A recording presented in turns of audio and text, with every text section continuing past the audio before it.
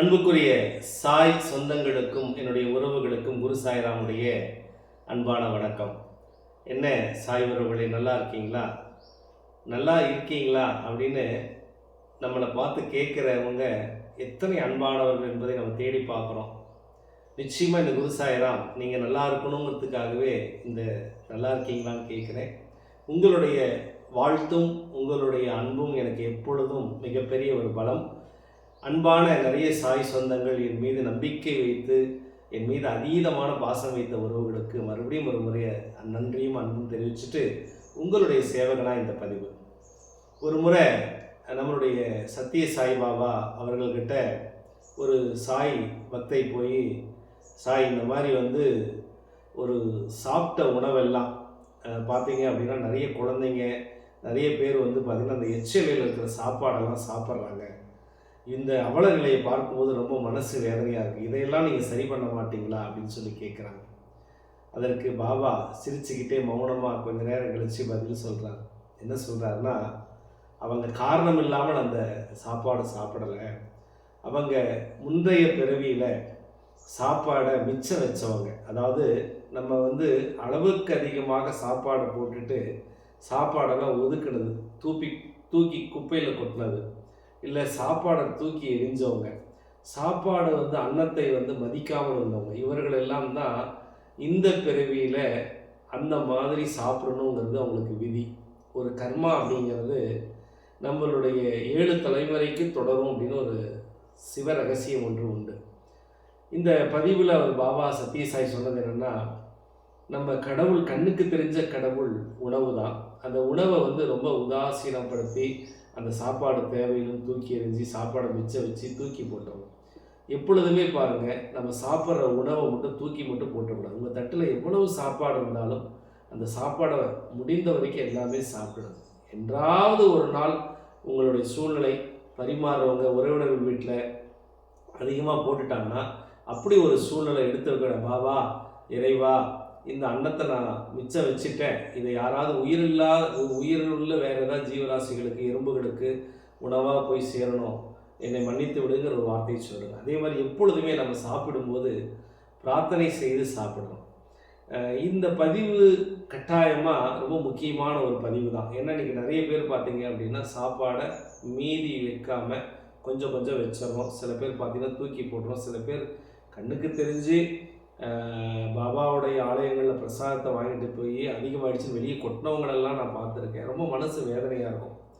எனக்கு என்ன ஒரு விஷயம்னா, நீங்களும் அடுத்து அந்த மாதிரி சாப்பாடை கொட்டி அடுத்த ஒரு பிறவியில் போய் அந்த மாதிரியான ஒரு கர்மாவில் மாட்டிக்கக்கூடாதுங்கிறதுக்காக இந்த பதிவு. அதனால் அன்னமே பிரம்மம், பிரம்மமே அன்னம். இந்த உலகத்தில் கண்கண்ட தெய்வம் கருணையாக நம்மளுடைய குருமார்கள் நமக்கு அன்னத்தின் வடிவாகவே இறைவன் இருக்கிறான்னு சொல்லியிருக்கிறாங்க. அதனால் அந்த சாப்பாடு நீங்கள் சாப்பிடும்போது மிச்சம் வைக்காமல் சாப்பிடுங்க. எந்த அளவு உங்களுக்கு தேவையோ அதை மட்டும் சாப்பிடுங்க. அப்போ இறைவனுடைய ஆசீர்வாதம் முழுமையாக கிடைக்கணும். அதே மாதிரி எல்லோருக்கும் பசி ஒன்று தான். நீங்கள் ஏழையாக இருந்தாலும் நீங்கள் முடிந்த வரைக்கும், உங்களால் முடிஞ்ச வரைக்கும் அடுத்தவங்களுக்கு சாப்பாடு கொடுங்க. ஏன்னா எனக்கு சுவாமி நம்மளுடைய அற்புதமான இந்த அன்னப்பிரசாதம் கொடுக்கும்போது எனக்கு சொல்லி கொடுத்தது தான் நான் பல முறை யோசிச்சிருக்கேன். ஏழை பணக்காரர் பாகுபாடு இல்லாமல் பசிங்கிற ஒரு உணர்வு வந்தால் அதெல்லாம் 10 பறந்து. பசி வந்துட்டால் நம்மளுடைய ஒரே எண்ணம் சாப்பிடணும் அப்படிங்கிறது தான். அது மாதிரி நமக்கு பக்தி வந்துட்டால் ஞானம் கிடைச்சிடும். அந்த பக்தியினுடைய முதல் படியே அடுத்தவங்களுக்கு நம்ம செய்யக்கூடிய தானமும் தர்மமும் தான். இதில் மிக முக்கியம் என்ன தெரியுமா, நம்ம செஞ்சுட்டு செஞ்சோங்கிற வார்த்தையை சொல்லக்கூடாது. இந்த உலகத்தில் நிறைய நல்லது செய்யணும்னு சொல்லி தான் பல குருமார்கள் இந்த பூமியில் பிறக்கிறாங்க, நிறைய நல்லது செய்கிறாங்க.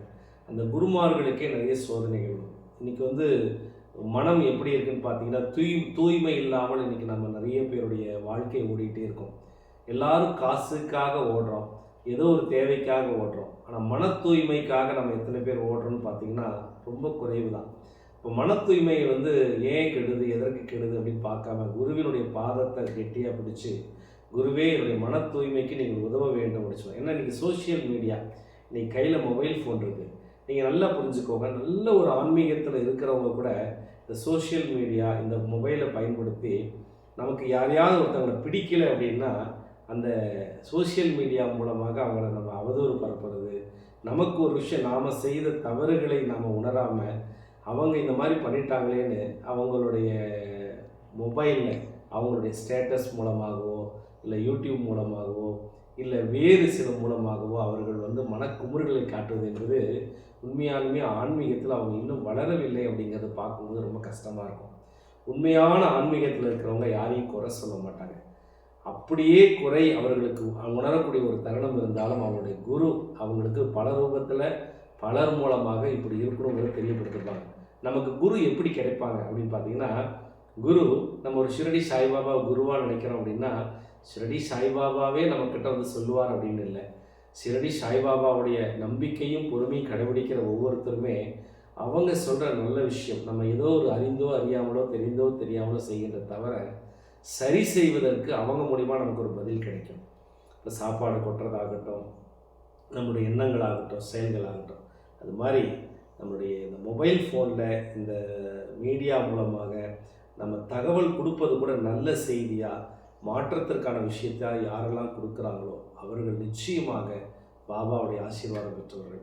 எப்பொழுதும் நான் அடிக்கடி சொல்லுவேன், உங்களுடைய வன்மத்தை எப்பொழுதுமே நீங்கள் வந்து அறிவியல் தொழில்நுட்பமாக இருக்கக்கூடிய இந்த மொபைல் ஃபோன் மூலமாகவோ உங்களுடைய சோஷியல் மீடியா மூலமாக காட்டாதீங்க. ஏன் அப்படின்னா, உங்களுக்குள்ளே மறைந்திருக்கக்கூடிய மிருக குணம் அதில் வெளியே வரும்போது உங்களுக்கு ஆத்ம ஞானம் கிடைப்பது ரொம்ப ரொம்ப கஷ்டமாகும். அன்புக்குரிய சாய் உறவுகளே, கட்டாயம் இதை நீங்கள் ஒரு முறை பார்த்தீங்கன்னா புரியாது, 2 முறை கேட்டு பாருங்கள். ஏன் அப்படின்னா, சாப்பாடு அப்படிங்கிறது ரொம்ப முக்கியங்கிற மாதிரி மனமும் நமக்கு ரொம்ப முக்கியம். இதை புரிந்து கொண்டு நாம் நிறைய நல்லது பண்ணணும். இன்றைக்கி காலம் வந்து பார்த்திங்க அப்படின்னா, மனசுக்குள்ளே இருக்கக்கூடிய அந்த உண்மையான அன்பை பார்ப்பது ரொம்ப குறைவாக இருக்காங்க.